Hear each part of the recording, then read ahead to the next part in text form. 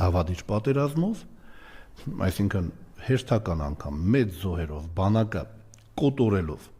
ինքը սխեմաներ են աշխատելու, որով անգամ անձնուրաց դիմադրություն ցույց տվող մեր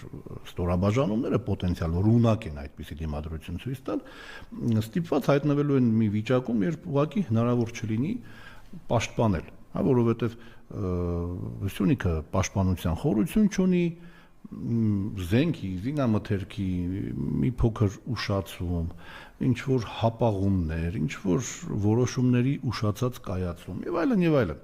Նայենք էլի 44 օրյա պատերազմում ինչ էր արվում, նույնը պրոյեկտենք Սյունիքի վրա։ Պոտենցիալ